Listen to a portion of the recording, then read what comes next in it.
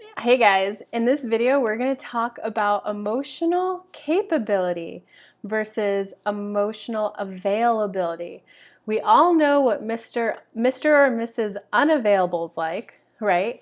They're there for the physical aspect of the relationship, but they're not there for the talking, the connecting, the bonding, the cuddling, right? It's mainly physical.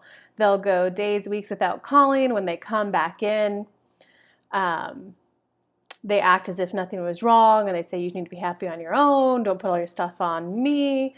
If you're not even appreciating what I'm already doing, why would I do more for you, right? We all know what Mr. or Mrs. Unavailable is like. But now you're probably at a point in life where you are looking for the one. You are looking for a more serious companionship. And quite frankly, you don't have more time. And not only do you not have more time, but you just don't want to waste any of your time. You want to be spending your time in conscious, deliberate, longer term relationships. And so with that, we need to understand the difference between someone who's emotionally capable versus someone who's emotionally available, because there's a distinct difference. And this is the one where you'll end up wasting your time for 3 months, 3 years, to only at the end go, they never really saw me. They were never really there for me. So I'm just gonna help highlight some of the differences for you guys between the two so that you can be more deliberate with who, when, how, where you spend your time so that you actually get what you want instead of being spun the stories by other people and again, being in a relationship where you take care of someone else's need. So Mr. Unavailable is just not even there to talk, not even there, can't handle emotions. Why are you putting this on me, right? Mr. Capable can talk about emotions, okay? He's gonna have stories from his past. They're well scripted stories. You're gonna be able to go, aw, right? Most of the time it paints them in a picture of patience. As like they're a patient one, it's gonna paint them as an image of they were waiting for someone else, right? So they'll be able to talk about maybe their painful childhood. They'll be able to talk about their divorce and their previous marriage, and they'll say things like, they'll give you the story, so there'll be so much emotions, and you're going to think you found, oh, I found someone who's so emotionally deep. They're just emotionally capable. They're capable to talk about emotions, but they're not actually available to be there to bond and attune and connect with you and build an actual relationship. But they'll be there to talk about emotions with you. They'll be there to listen about your emotions, right? So they'll be able to talk about past stuff that hurt. It will likely be spun in a way of, we were married for like 10, 15 years and I just always thought that after the kids went to college, then we'd be able to be in our relationship. Painting them a story of them being patient. They'll be able to say things like, she was just able never to like let her hair down, let her guard down. There was probably a reason why that person did not let their guard down. It is somehow always the other person's fault why they were unable to have an emotionally close relationship. So that's kind of like, that's a first sign. I wouldn't call it a red flag. I'd call it an orange flag. Like, just pay attention. What are the other stories they share, right? But if it's definitely one where they're painted as patient or painted as they're waiting for the other person to have their epiphany, especially if it's they just never let their guard down, there's a reason why that person didn't let their guard down. Okay. Another big sign of Mr. or Mrs. Capable versus available is that they will try to go emotionally deep with you very fast. Very fast. Get your pain stories from you, share their painful stories because they're trying to rush that bond with you. Capable versus available. Someone who's available, they're not going to try to elicit the stories out of you. That's where they're going to be focused on building a, hey, you have that interest, I have that interest. Do you want to go to the zoo together? Like, they're bringing a panda in for 3 months, a special exhibit. They're going to be doing lighter activities where you two get to spend time one-on-one, and it's shared activities that you guys like. It's definitely where it's one-on-one so that you can build the bond between the two of you. If something emotional deep comes up, if you give a lighter version of the story, and then maybe ask more details. If you just go, oh, that's maybe something for a later date, they will respect that and listen. That's available. Someone who's capable, why, you don't trust me? Oh, but I want to know everything about you. You have to tell me. There'll just be a little bit of a pressure. Do you see right there how they didn't listen to your boundary? I'd rather wait just a little bit longer. That's something I would definitely mind sharing, but a couple down the road. Are they capable or available? Available is when they can hear, see, feel, and know themselves, as well as hear, see, and feel you. And you guys can both navigate to a win-win situation for both of you. So Mr. and Mrs. Capable is going to be trying to rush the wanting to know you, and they do it with the guise of, I'm just trying to get to know you. Why are you being guarded? Okay, that's someone who's capable if they're trying to deep dive in it. Available, again, they're doing the lighter touch, building the bonds with you. And any kind of deeper emotional, especially past painful stories that come up will come up natural as part of it. If you go to the zoo and there's the panda exhibit, and like one panda comes up and rolls over another one, and you maybe have a flinch, they'll go, oh, what came up for you right there? Are you okay? What happened? Oh, I just had a painful experience about my past. Da-da-da happened, and it just, that reminded me of that. So the stories will come up naturally, organically, versus intentionally trying to elicit them from you. They will be able to, when they talk about past painful experiences, they're going to be able to show insights. And like, oh yeah, I am that way because when I was younger, my mom, da-da-da-da-da-da-da-da, that's just the way I was raised. So I understand why I am the way I am today. That's someone who is capable. That is not emotionally available. Because what they do from there when they share that story of, yeah, this is why I am the way I am, or this is why I'll never get married again, they'll talk about these deep, dark, scary emotions of theirs to assert a very hard boundary with you. That's why I'll never get married again. And then you, as you go a year or two down the road, because you're at such a place of, oh, I can understand that. Well, you know, we'll have a different vibe, you know, when he sees that we get together like better. And then when you bring it up, like, well, I've been thinking about marriage, he'll go, I told you why I would never get married. Why are you pushing my boundary? Right? Someone who's emotionally available able to say, yeah, I'm very hesitant and very discouraged about getting married again, and here's why. If you voice, you know, I could be very understanding of that, and I could say that's painful for you, but I know that marriage is important to me. Right? It's when you have those clash moments. I want A, I want Z. Is the person, well, that's never something I'll do. That's someone who's capable. And again, that is definitely a strong orange. It's not a red flag, because you want to look out for all of these.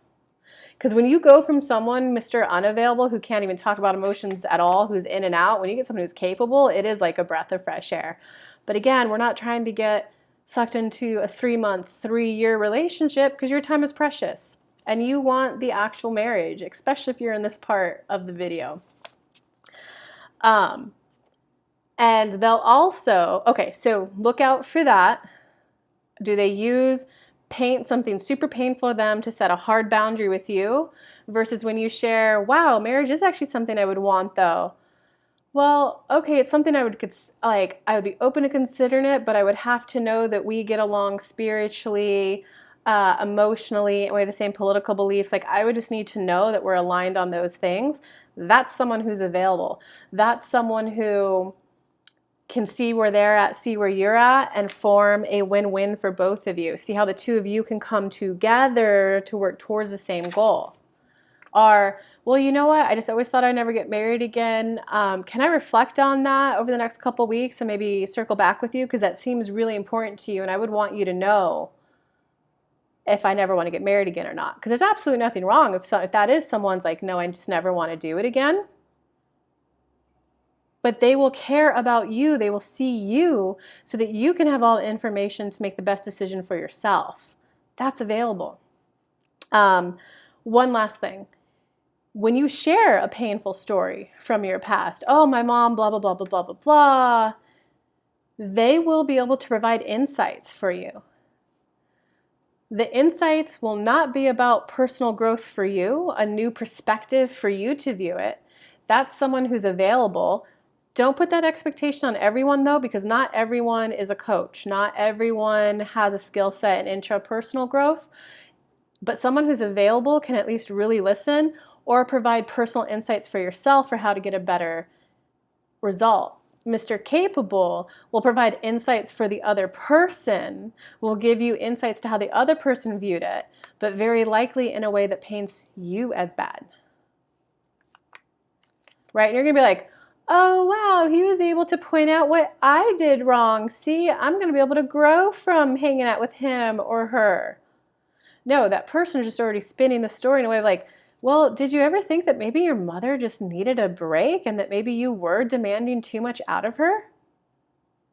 So an inertial reaction, especially if you've been around emotionally unavailable people who can't even talk or listen about emotional stuff, is going to be, wow, he's going to be able to point out when I can grow. No, they're just pointing out you're too needy. And guess what? In 2-3 months, 2-3 years, it's going to be, you're putting too much on me, just like you did your mother. Okay, someone who's I already told you what emotional available is. Okay, so now let me give you the 3 things to look out for to know that they are emotionally available. And that is, they will be able to see your pain when everyone else will see your hype, see your fame, put you on a pedestal. And I'm going to give you guys examples of this. But number 2 is they'll be able to know what you need, even if you don't know what you need. That's called empathy. That's called attunement. That's called being able to put someone else first, not necessarily themselves first all the time.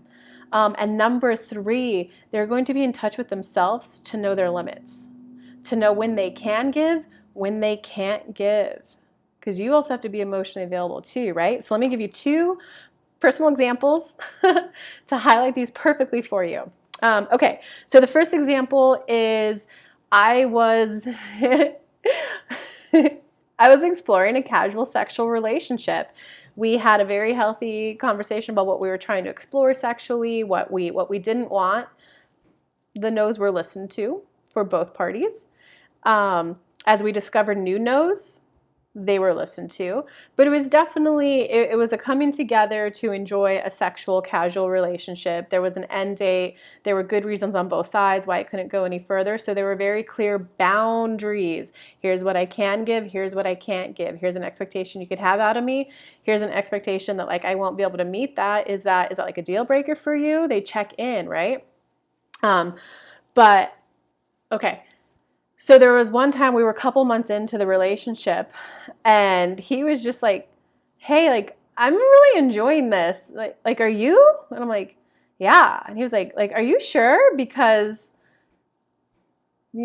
most women want like a little bit more emotional support, a little bit more emotional connection, a little bit more of this. Interesting enough, no, the man actually did provide a lot of that. So that was pretty just funny from my point of view. I never told him that. And I just looked at him, I was like, yes, honestly, this is really, really working out for me. I was looking for more of like a little lover's escape. I just wanted 2 people to come together in like a little lover's escape. And quite frankly, this is one of the better relationships of my life. This is probably one of the best relationships of my life. In that moment, his response was, he immediately turned to me. He put all his stuff down and came to me, wrapped his arms around me, and he just went, relax. Rubbed my chest and went, oh, relax. I relaxed. I had a lot of comfort with him, a lot of trust with him. I felt respected by him. I relaxed, enjoyed the hug, and he went, just so you know, like, all relationships should feel that way. All relationships, any type of relationship, should feel like you're at your favorite restaurant and the menu is full of your favorite food items and you're just choosing between the fun. You're choosing between what feels the best. It's your favorite, so no matter what you order, it's going to be good. It's just, are you feeling more banana flavor or more strawberry flavor? Right, that's not exactly how he worded it. I added in the banana and the strawberry, but in that moment, in that one sentence, I did not have to, my mom did this to me when I was younger, and then this happened in high school, and then this, and now I'm just terrified of this. One sentence. This is one of the best relationships of my life. He saw my pain. He came up. He saw my pain. And he gave me what I needed without me knowing what I needed. Because that was a wide opening epiphany for me. That was a personal insight for me. That was a new perspective for me of how to view relationships. And I was like, whoa, I'm definitely, you guys know I'm into law of attraction. I'm definitely going to add that to my vortex, to my manifestation. So not only that, but he was able to see my pain instead of putting me up on a pedestal on a hype, you know, because a lot of guys, you could see how their response would be, I know our sex is great, right? Our ha ha ha, my ding-a-ling is great, isn't it? Like, I know I'm good in the sheets. That's capable. Emotional available versus emotional capability. So you want to look out for that, guys, right? Because even if you're enjoying a relationship that is a sexual relationship, see, there's a difference between, oh, it's just casual, or we're just having fun, versus, no, this is a sexual relationship. Here's what I need to enjoy it. Instead of Mr. Unavailable, who will come over, do his thing, and then leave you alone for 2-3 days, 2-3 weeks, and then come back like nothing happened, right? It was a sexual relationship. So even though we came together around that hobby, okay, I hope you guys see that. So, okay, the other example for you guys is this was post-COVID, and this was my personal reaction to COVID. I work from home, I work for myself, so I did kind of stay home a lot. I was like, okay, I'm going to stay indoors. I was definitely on the side of caution. And you know, after like a year and a half of that, I don't know exactly how long, but I started to feel comfortable to get going back out there again. So I started reaching out to some of my old lighter touch relationships that I had. And her and I were at the park with her daughters, and we were just catching up. We were just, oh, this is what I dated this guy. Oh, I went to this park a lot. I went on this hike a lot. She caught me up on hers. And then when we were wrapping up, she went, okay, so what I'm gathering is that we need to get you out of your house. You need to get out of your house. And like, you maybe want a little reassurance as you maybe go to a restaurant again. It hit my chest like a brick wall. I didn't even think of going out. I didn't even think of necessarily going to a restaurant. I just looked at her, I was like, wow, like, yeah, I need some help getting back out of my house again.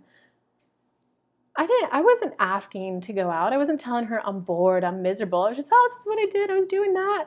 And she saw what I needed. She was able to put herself in my shoes. What would I want? Let me throw that out there. Are you looking to get back out? I'm like, oh my God, I am. Well, why don't we go to this restaurant? It has a patio. Let's go light and easy on you. Let's go, and they're not going to be busy. Do you see how she was able to see it from my point of view and see what I needed and give me a suggestion, give me an offer that I could say yes or no to? So that's someone who's emotional available. They can have empathy, put themselves in your shoes, and they can have attunement. Attunement is when you look at someone and you gauge, like, what are they feeling right now? Okay, you guys want to look for that. An emotional availability is empathy and attunement. Okay, so now I want to go over that last one for you. Know your limits. Okay, because that one is emotional availability does not mean they're going to be there for you 100% of the time or even 90% of the time. Emotional availability is when they know when they can give and when they can't. Okay, so if you have someone who calls you and you're like, hey, how are you, Samantha? And they immediately go into, here's what's going wrong. That is called emotional dumping, not a, hey, I'm really going through a tough spot right now. I need a listening ear. Are you in a place where you can listen? Do you see how even though they're aware, my need is I have something painful I need to talk about and I really just need to be listened to? Are you in a spot to be able to do that? They know what they need and they're asking you if you're available for that. The first person is just emotional dumping, okay? And this isn't about having to be perfect 100% of the time, because sometimes you do get caught up. Something will happen and you'll just call and be like, oh my God, I need help right now. So it's okay that happens, but just pay attention. Is it always like that every single phone call? That person is not available. It's not a true deep bonding relationship that's reciprocal. It's my need, my need, my need. But if it happens rarely, once in a while, but the other times they do it, then that's okay. Okay, but now flip the side of that. hey, I'm having a really bad day. I need to talk about it. My boss did something that really upset me. Are you able to listen? If they go, oh my God, like, oh, that sucks. I'm so sorry to hear it didn't go well with your boss. I have an inkling of what it might be. I have to be honest though, I'm emotionally tapped out right now, and I'm socialed out. I can't right now. Do you think can I recharge and maybe on this date? Or is there someone else you could go to right now and we could touch base later in the week? They'll be able to know when they can't give. That is a good sign, guys. An emotional availability is not they're there for you 100% of the time, because in order for you to also be emotionally available, right? Because this isn't just about you getting emotionally available. Because if you're unavailable or capable, you can only enjoy a 60% relationship. You're the limiting factor in this one. We want to get you up here. So we want you at a place where you can identify, and I'll do a future video on this one too, about like identifying your needs and how to get them met. Because you want to be at a place of like, wow, I just had this really sad thing. I need someone who could listen to me. What is your need? And then what are your resources to get it met, right? Because if you go, I just need someone to listen to this really bad thing, you probably have a friend who's really good at listening. Maybe you have another one. Hey, da-da-da. Oh, okay, you're babysitting right now. Okay, gotcha. Let me call this person. You can hire a therapist, right? Because sometimes it is good. It's like, you know what? I really just want to have someone to listen to me. Sometimes a paid transactional relationship is the best solution to that. Can you identify your need and how you want to get it met? But again, I'll go into more detail on that in a later video down the line. But I hope this beautiful gave you the information you needed to be able to tell between someone who's emotionally capable versus emotionally available, so that you can find that long-lasting love that you know you're really looking for. Love you guys. Bye.